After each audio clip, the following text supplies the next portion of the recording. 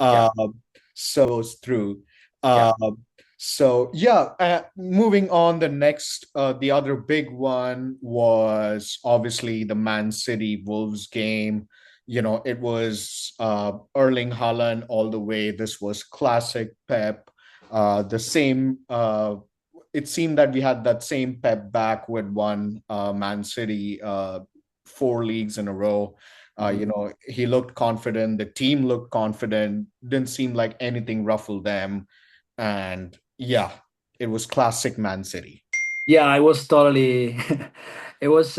It's sad. It's bad to say that, but it looked like totally looked like a training section for Manchester City because they were like totally dominating the game. Of course, it's the first game, and of course, I have a I have some doubts about Wolves this year because they lost Acuna, and I'm curious to see how the season is going to be for them, like how it's going to change. Also depending of if they're going to get some new player by the end of the market. Let's see, because they got some money from Cunha, no? That is true. And Wolves, you're right. Wolves have struggled a bit ever since they left. They lost Nuno Mhm. and Traore and all these Yeah, players that really used to get Wolves in a fighting position. yeah, They have surprised a lot of the big teams in the previous seasons. yeah, And not to forget, this Manchester City was without Kevin De Bruyne. And yeah. it's still like the brilliance of Pep was, nobody noticed the difference. Yeah, that's the So thing because I do believe it's because also especially Pep Hans is incredible, and I do believe it's also related to the features of the new player because Turkey from Lyon and Reinders from Milan, they're a player that can be that they inserted perfectly in the mechanism of the team. If you see that they also already started, so that's also a good thing. The fact that they were already playing for Manchester City during the Club World Cup, so in the US this summer, so they already are part of the mechanism. They know how Pep teams is playing, and then there is always the confirmation that the striker is just like is that if you have is a true. striker like that, like Alan, you are just starting with like winning because it's incredible. That guy is incredible. That is true. But That's totally incredible. like Rangers, he scored on his debut. So Yeah, again, that's going to give him a lot of confidence, yeah, going into the league. Uh, yeah. and yeah, I feel that again, Manchester City have started really strong, really good, really Mhm. confident, and definitely Pep is in it to win it. So Yeah, just consider one thing about the city, Manchester City, which is pretty much like Liverpool actually, because if you look at the midfielder, especially Rangers, and yes, even like close to the strikers, the wingers, they are all player who can who can see and score really easily, or like at least strike, right? Shoot, they don't have any issue. Like they are able to play left, right. So they're really good. Like for example, Liverpool has Szoboszlai and even McAllister. They have really good long distance shoot, right? The same thing for Reinders. I can tell you, last year Reinders for Milan, there were, and even the previously he was playing so well in Milan. So and that's also the reason why Manchester City paid him a lot. I think around 70 million, something like that. So yes. he's really good. He's really good considering also that Rodri is coming back, but he's still like the box. So Yeah, and just that how quickly he adjusted, into the Premier League style of play, mhm, yeah. and how he stepped up to the plate when Mhm. Pep demanded it, and Yeah. I think that's going to be a great player to Mhm. watch. Yeah, Uh, definitely. and then the next game, obviously Tottenham Burnley, it was the Richarlison show. Uh, Yeah. I It was mean, a what a player. yeah, it's a Again, Tottenham, uh, after winning the Europa League, they changed their manager. Ange mhm, was let go. I still don't know what was the logic behind that. Yeah, yeah, yeah, But definitely. I I agree with I you. don't think anybody knows what Daniel Levy thinks. Yeah, yeah, Um, and with Hyun Song moving to MLS, it yeah. seemed that probably Tottenham might be having some difficulties, but at least in the first game, it didn't seem like any of that. Yeah, definitely. Also because they're still like looking, they lost Son also, so the captain. So Yep.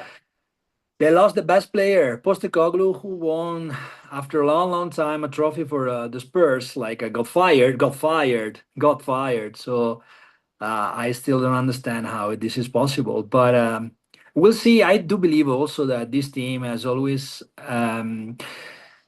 is missing. This team is always missing the most important step to be considered like a real competitor, right? And I don't think it's related to the coach. I also do believe that is something behind the structure because even if you think about it like as a club and you won a trophy after a long time, but you fire the coach, there is something behind. There is something underneath that is not related to the team itself, because you have That good is players. true. You have good players. You even have like Betancourt, for example, is a great midfielder. You have Kulusevski who was injured. You have the new Yes. one, Kudus. You have Spence. So you have Romero, the captain, is really good player. So you have a really good goalkeeper because Vicario is also a good. He's a like national goalkeeper with Donnarumma with Gigio. So I still don't understand why they are always there between like between Europa League and Champions League. They should be like over, like they should start the season always thinking about like, okay, we will be on the top four this year.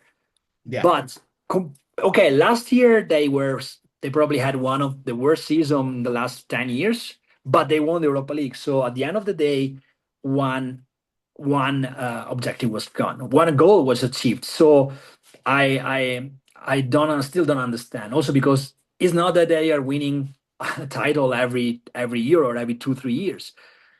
And to So be to well to be honest, like that was the first European title for Tottenham, oh yeah, and Arsenal still doesn't have it. yeah, So yeah. I wouldn't call it the worst season. I mean, yeah, for I Premier mean, like for Premier League, in the maybe, Premier League, but yeah, yes, I agree. Their Premier League season wasn't that great, but yeah, they won Europa League, which was impressive. Nobody expected them to win, yeah, yeah, but they did. And yeah. now they're in the hunt for the Champions League this year. Yeah. So that'll be interesting to see. Uh, and then moving on, which is the other big one, Chelsea Crystal Palace. hmm I Uh, would like to, because we are talking about the Saturday games, I would like to mention the 0-0 between 0-0 between Aston Villa and Newcastle, which is actually I do believe was a great game mhm. from because the teams are good. Like you could see the starting 11 of both the teams are really good. Okay, Newcastle is going through a really hard, tough time with the market because they're losing Isaac, and a lot of players decided not to join. Sesko and the other player decided not to join Newcastle. So we'll see how it goes, but they still have a really good team. So and they were facing Aston Villa, which is Aston Villa is also a really good team. Yep. They were like in the Champions League last year, and at the end of 0-0 it was a fun game to watch. I'm still like they have two great midfielder for Aston Villa, Tielemans, and Newcastle there is Sandro Tonali, which is I believe is the best Italian midfielder that there is right now in all the world. So I do believe that it will be that these teams, sorry, will be like really good to see to watch during all the season because I do believe that they will fight both. They will fight for the Champions League, definitely. Absolutely. And if you're speaking of mentions, even the Brighton Fulham game was Yeah, so it was one for the books. Like Brighton was leading they took the lead right around on the start of the second half, and then Mhm. they were dominating, and then Fulham just came back with an equalizer at the Yeah. stoppage time, Yeah. and that was uh, football probably at its finest. Yeah. So Yeah. I think talking about honorable mentions, yeah, even this game was definitely, a spectacle. Yeah, what about Nottingham? You were mentioning before that Wolves were not the same after that Nuno Espirito Santo left and he joined Nottingham. Well, Yes, he's transforming this team. He's bringing back this team to the European competition first, but probably next year. If he's keep going on this direction, he will probably achieve the Champions League next year. absolutely. Because And let's not forget, Nottingham Forest beat Liverpool yeah, last season. yeah. So they have a lot of potential in them. And And they also bought, sorry, man, they also bought new players because they yes, cut Gibbs White.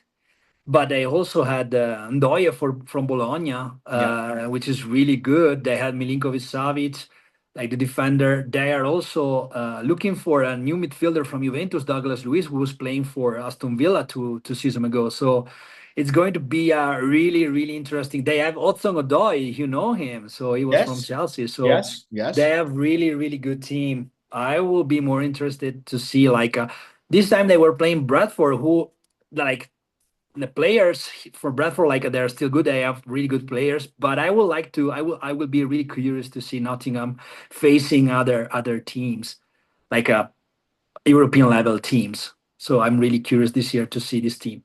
I do ab- believe that they will make better than last year for sure. yes, absolutely. I would bet on it too. Mhm.